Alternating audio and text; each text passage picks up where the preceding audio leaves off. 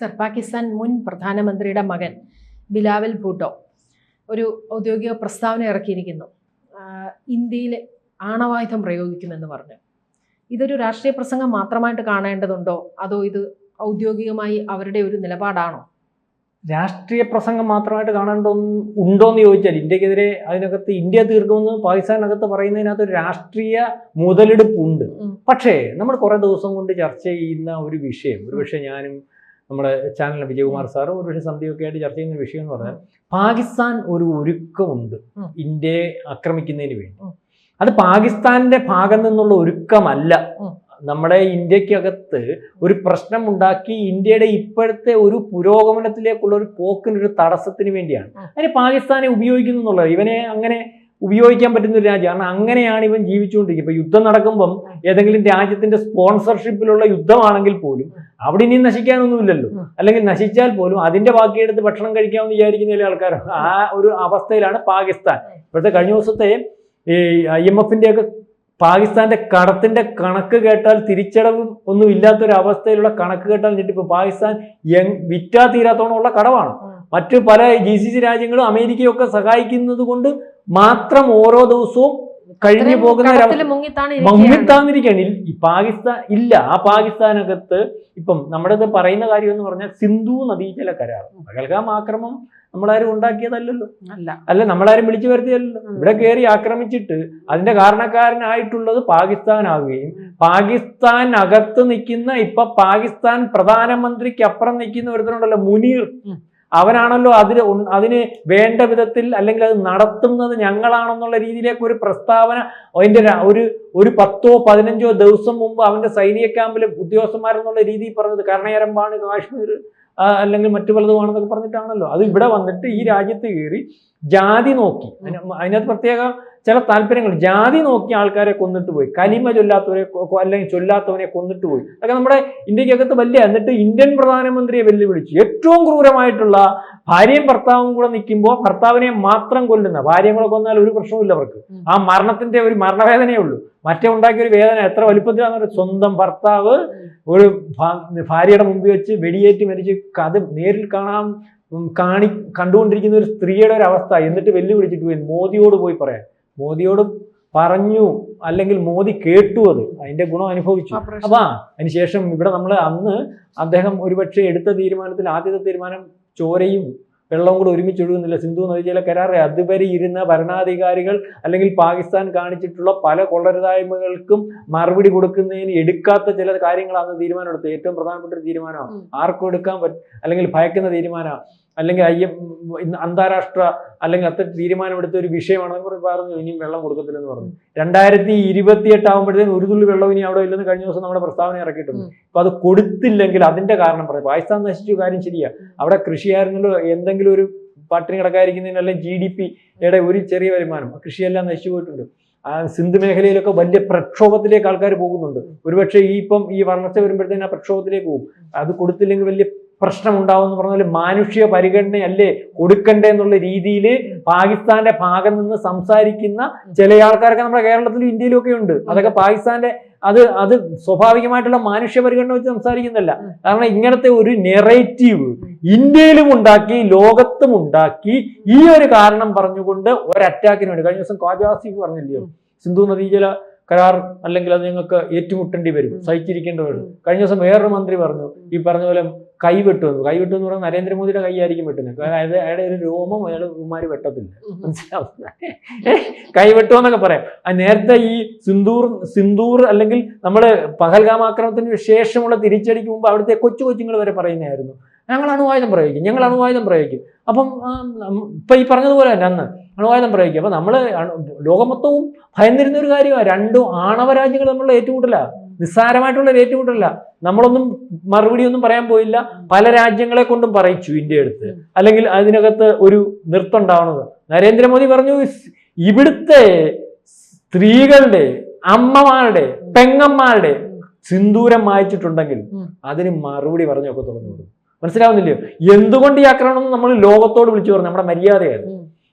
അതിർത്തി കടന്നുള്ള കടന്നുകയറ്റം, ഒരു രാജ്യത്തിന്റെ പരമാധികാരത്തിലേക്കുള്ള കടന്നുകയറ്റം അതൊരിക്കലും ഇന്ത്യയും അനുവദിക്കത്തില്ല, ലോകത്താര് ചെയ്യില്ലാതെ അനുവദിക്കത്തില്ല. ഭീകരവാദത്തെയും അനുവദിക്കുന്ന ഒരു വിഷയമില്ല. ഇത് ഇന്ത്യയുടെ പോളിസിയാണ്.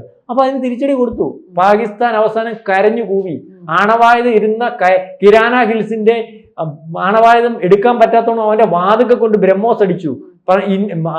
പാക് പ്രധാനമന്ത്രി താമസിക്കുന്നതിന് 20 കിലോമീറ്റർ ഇപ്പുറം ബ്രഹ്മോസ് അല്ലെങ്കിൽ നമ്മുടെ മിസൈൽ വീണു. അത് ബ്രഹ്മോസ് ആണെന്ന് തോന്നുന്നില്ല, മിസൈൽ വീണു. പാക് പ്രധാനമന്ത്രി ബംഗറിൽ പോയി തൊഴുത് പിടിച്ചിട്ട് ഈ പറയുന്ന അന്ന് ആണവായുധം പ്രയോഗിക്കാൻ പ്രാപ്തമായിട്ടുള്ള വ്യോമത്താവളം തകർത്തപ്പോൾ അതുവരെ മറച്ചു പിടിച്ചതുപോലെ അതിന്റെ കസ്റ്റോഡിയൻ അമേരിക്കയാവുകയും അമേരിക്ക യുദ്ധം നിർത്തുന്നതിന് വേണ്ടി ഇറങ്ങിത്തിരിക്കുകയും ഈജിപ്തിൽ നിന്ന് ആണവായുധം ചോർച്ച ഉണ്ടായിട്ടുണ്ടോ എന്നുള്ളത് വ്യക്തത നമുക്കില്ല. പക്ഷെ ഈജിപ്തിൽ നിന്ന് വരെ വിമാനം അവിടെ ഇറങ്ങി. അവിടെ അമേരിക്കയ്ക്ക് ഇതുവരെ അത് റീബിൽഡ് ചെയ്യാൻ പറ്റിയിട്ടില്ല. ബ്രഹ്മോസിന്റെ ഗുണമായിരുന്നു. 10 30 എനിക്ക് എന്റെ കറക്റ്റ് 30 ഉണ്ടോന്ന് എനിക്കറിയില്ല. എന്തായാലും 9 ബ്രഹ്മോസ് വരെ അവിടെ പാകിസ്ഥാനി വീണിട്ടുണ്ട്. അപ്പൊ പാകിസ്ഥാനി ഇപ്പോഴത്തെ ഉണ്ടല്ലോ ഇവന്റെ പേര് മുനീർ, അവനറിയാം ബ്രഹ്മോസിന്റെ യഥാർത്ഥ ഒരു എന്തുവാ ബ്രഹ്മോസ് എന്ന് അവനോട് ചോദിച്ചാൽ മതി, രഹസ്യമായിട്ട് പറഞ്ഞു തരും, മനസ്സിലായിട്ട്. അപ്പം ആ രീതിയിലേക്ക് ഒരിടം ഇപ്പം വന്നിട്ടുണ്ട്. ഇപ്പൊ രണ്ടാമത് ഇതിനുശേഷം നമ്മുടെ സൈനിക മേധാവികളും അല്ലെങ്കിൽ നമ്മുടെ പ്രതിരോധ മന്ത്രിയും അല്ലെങ്കിൽ രാജ്യത്തിന്റെ പട്ടാള മന്ത്രിയും ഒക്കെ പറഞ്ഞല്ലോ യുദ്ധം ഉണ്ടാകും. നമ്മൾക്ക് ഇന്റലിജൻസ് റിപ്പോർട്ടും മറ്റു പല കാര്യങ്ങളും ഉണ്ട്. പാകിസ്ഥാൻ ഉണ്ടാകും, പാകിസ്ഥാനെ കൊണ്ട് ഉണ്ടാക്കിക്കും. അപ്പൊ ഇനി ഉണ്ടാകുന്ന യുദ്ധം നിങ്ങൾ ഈ പറയുന്നത് പോലെ നമ്മൾ 4 ദിവസം കൊണ്ട് തീരുമെന്നോ, നമുക്ക് കാഷ്വാലിറ്റി ഉണ്ടാകത്തില്ലെന്നോ, നമുക്ക് യുദ്ധാനന്തര പ്രശ്നങ്ങൾ ഉണ്ടാകത്തില്ലെന്നോ ഇവിടുത്തെ ജനങ്ങൾ വിചാരിക്കുന്നു. നേരത്തെയുള്ള പ്രസ്താവന ഞാൻ പറഞ്ഞു. അപ്പം അത് ഒരു പക്ഷേ ദീർഘദൂരം ഉണ്ടാകുന്ന ഒരു യുദ്ധമായിരിക്കാം. അപ്പൊ അത് സഹിക്കാൻ ഇപ്പം ഞങ്ങളാ സഹിച്ചത്, ഞങ്ങളാണ് യുദ്ധം ചെയ്തത്. ഞങ്ങൾക്ക് ഒരുപക്ഷെ നമുക്ക് നോക്കിയാൽ നമ്മുടെ 6 പട്ടാളക്കാർ മരിച്ചു പോകുന്ന അവസ്ഥയുണ്ട്, നമുക്ക് വേണ്ടി ചെയ്യും. പക്ഷെ ഇതിനെയുള്ള യുദ്ധം ദീർഘകാല അടിസ്ഥാനത്തിലുള്ള യുദ്ധമാണെന്ന് വിചാരിച്ച് തന്നെ ഇരിക്കേണ്ടി വരും. യുദ്ധം തീർന്നു എന്ന് വിചാരിക്കേണ്ട. അപ്പോൾ ആ രീതിയിലേക്കുള്ള കാര്യങ്ങൾ ഓരോ ദിവസവും ഇന്ത്യയും പ്രതീക്ഷിച്ച് തന്നെ നിൽക്കുന്നേ. നമ്മൾ അതിനുള്ള കരുതലും കാര്യങ്ങളും ഒക്കെ നടത്തുന്നുണ്ട്. അടി ഉണ്ടാവുമെന്നറിയാം. അപ്പം ആണവായുധം പ്രയോഗിക്കുമെന്ന് പറഞ്ഞാൽ നമ്മൾ ചുമ്മാതാന്നോ എന്നല്ല. ഇതിനകത്ത് ഖോജാസിബ് പറഞ്ഞു, മറ്റൊരു മന്ത്രി പറഞ്ഞു, ഇപ്പൊ തന്നെ ഇവൻ പ്രതിപക്ഷ എനിക്ക് തോന്നുന്നു അല്ലെങ്കിൽ ഭരണത്തിൽ ഇല്ലാത്ത ഒരുത്തനാണ്. ആ രീതിയിൽ പറയുന്നു. ഇനി മുനീർ പറയും, മനസ്സിലാവുന്നത്. അതായത് കഴിഞ്ഞ ദിവസം നമ്മളൊരു ഇതിനകത്ത് എടുത്തതുപോലെ അല്ലെങ്കിൽ ടിങ് ടാങ് ബുദ്ധിജീവികൾ അല്ലെങ്കിൽ ഈ പറയുന്ന പാകിസ്ഥാനിൽ നിന്നുള്ള ആൾക്കാർ പറയുന്നുണ്ട് 12 മാസം തൊട്ട് 24 മാസം വരെയുള്ള സമയത്തിനിടയ്ക്ക് പാകിസ്ഥാൻ ഇന്ത്യ അടിക്കാനുള്ള 60% സാധ്യതയെന്ന് അവർ പറഞ്ഞിട്ടുണ്ട്. പക്ഷെ അവർ തന്നെ പറയുന്നുണ്ട് നിങ്ങൾ കയറി അടിക്കരുത്.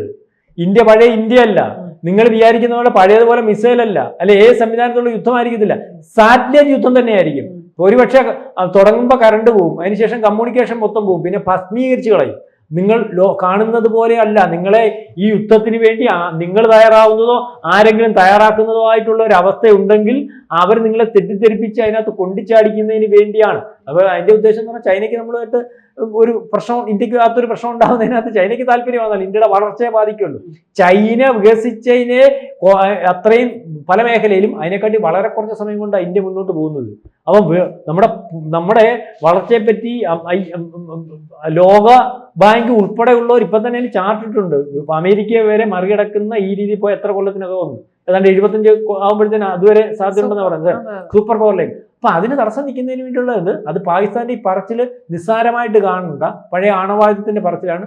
നരേന്ദ്രമോദി പറഞ്ഞിട്ടുണ്ട് കഴിഞ്ഞ പ്രാവശ്യം, ആണവായുധം ഒന്നും കാണിച്ച് ഇന്ത്യയെ പേടിപ്പിക്കാൻ നിൽക്കണ്ട, നീ അത് എടുക്കുന്ന സമയം എടുക്കാൻ വിചാരിക്കുന്ന സമയം അതിന് പോലെയുള്ള ടൈം ഇന്ത്യ തരത്തില്ല. അതുകൊണ്ട് പറഞ്ഞല്ലോ കഴിഞ്ഞ പ്രാവശ്യം യുദ്ധത്തിന് ശേഷം ഒരാണവായുധം കാണിച്ച് അല്ലെങ്കിൽ ഇന്ത്യയെ ഭയപ്പെടുത്താൻ പാകിസ്ഥാനോടാ പറഞ്ഞത്, പാകിസ്ഥാൻ ശ്രമിക്കണ്ട, അതിനുള്ള കരുത്തും കാര്യങ്ങളും അല്ലെങ്കിൽ കൈകാര്യം ചെയ്യാനുള്ള കപ്പാസിറ്റി ഉള്ള ഇന്ത്യയാണ് കാണിച്ചു തന്നിട്ടുണ്ട്. ഇത് നമുക്കൊരു അനുഗ്രഹമായിരുന്നു. നമ്മുടെ സഹോദരങ്ങൾ മരിച്ചു, നമ്മുടെ പെങ്ങന്മാർ മരിച്ചു, ഒരുപക്ഷെ നമ്മുടെ അമ്മമാർ മരിച്ചു, അത് നമുക്കൊരു നഷ്ടമാണ്, തീരാവേദനയാണ്. പക്ഷെ അതിനുശേഷം ഇന്ത്യ എന്താണെന്ന്, ഇന്ത്യയുടെ പവർ എന്താണെന്ന്, ഇന്ത്യയുടെ ആയുധം എന്താണെന്ന്, അല്ലെങ്കിൽ നമ്മുടെ പ്രതിരോധ സംവിധാനം എന്താണെന്ന്, നമ്മൾ തന്നെത്താനെ വികസിപ്പിച്ചെടുത്ത പ്രതിരോധ സംവിധാനവും നമ്മുടെ മിസൈലുകളും ഒരുപക്ഷെ ഡ്രോണുകളും മറ്റു പലതുമൊക്കെ എന്താണെന്നും അതിന്റെ പ്രഹരശേഷി എന്താണെന്നും ഒക്കെ ലോകത്തെ വിളിച്ചറിയിക്കുകയും അതിനുശേഷം ഇന്ത്യ ലോകത്ത് വല്ലാത്തൊരു മനസ്സിലായില്ലേ, പിടികിട്ടാത്ത രീതിയിൽ അല്ലെങ്കിൽ ലോകത്തിന് പോലും മനസ്സിലാവാത്ത രീതി ഇനി എന്തൊക്കെ ഇവന്റെ കയ്യിലുണ്ട്, ഇനി എന്തൊക്കെ ഒരു ശക്തിയായിട്ട് മാറിയിട്ടുണ്ട്. അപ്പം യുദ്ധം ആണവായുധം പ്രയോഗിക്കുമെന്ന് ചോദിച്ചാൽ പ്രയോഗിക്കാനുള്ള ഇടം നമ്മൾ കൊടുക്കുമെന്ന് അറിയത്തില്ല, പക്ഷെ അതിനുള്ള ശ്രമം നടക്കും. ഇന്ത്യ തകർക്കാനുള്ള രീതി നടക്കും. ഇന്ത്യയുമായിട്ടൊരു യുദ്ധത്തിന് അന്ന് തൊട്ടേ സിന്ധുവിന് ശേഷം ആണ് പാകിസ്ഥാനകത്ത് ഭീകരന്മാരെ നമ്മൾ ടാർഗറ്റ് ചെയ്ത് മൊത്തം നമ്മൾ തീർത്തിട്ടാണ് കയറിയത്. ഭീകരന്മാരെ തീർക്കുമെന്ന് പറഞ്ഞാൽ അമ്മമാർ അന്ന് കട കൂട്ടിയതാ, പിന്നെ ഇതുവരെ തുറന്നില്ല. കട കൂട്ടാന്ന് പറഞ്ഞാൽ ഈ സ്ഥലങ്ങൾ മറ്റു പലയിടത്തുമായിട്ട് ഒളിച്ചിരിക്കുന്ന ഒരു അവസ്ഥയുണ്ട്. അതിനുശേഷം അന്ന് ഏറ്റവും പ്രൈം ആയിട്ട് നിന്നിട്ടുള്ള ഭീകര സംഘടനകളുടെ നേതാക്കന്മാരും അല്ലെങ്കിൽ ആ സംഘടനകൾക്കും പിന്നെ ഉയർത്തെഴുന്നേൽക്കാൻ കഴിഞ്ഞിട്ടില്ല. ഇപ്പൊ വേറെ പല ചെറിയ സാധനങ്ങളുമായിട്ടൊക്കെ വരുന്നത്. അപ്പൊ ഏതായാലും ഇത് നിസ്സാരമായിട്ട് കാണേണ്ട പാകിസ്ഥാന്റെ ഉള്ളിലിരിപ്പ് തന്നെയാണ് ഈ പറയുന്നത്. അത് എന്ന് സംഭവിക്കും എന്നുള്ളതേ ഉള്ളൂ. ഇന്ത്യ ആയതുകൊണ്ട് ആണ് ഇതിനകത്ത് പറഞ്ഞിരിക്കുന്നത്. സിന്ധു നദീജല കരാറിന്റെ അടിസ്ഥാനത്തിലാണ് അത് പറഞ്ഞ് പേടിപ്പിക്കുകയും വേണ്ട. ആ കരാർ പുനഃസ്ഥാപിക്കുന്ന ഒരു അവസ്ഥയിലേക്ക് ഇന്ത്യ പോകുമെന്ന് തോന്നുന്നുമില്ല. കൂടുതൽ വാർത്തകളും വിശേഷങ്ങളും നിങ്ങളിലേക്ക് എത്താൻ ABC മലയാളം സബ്സ്ക്രൈബ് ചെയ്യുക, ബെൽ ബട്ടണും അമർത്തുക.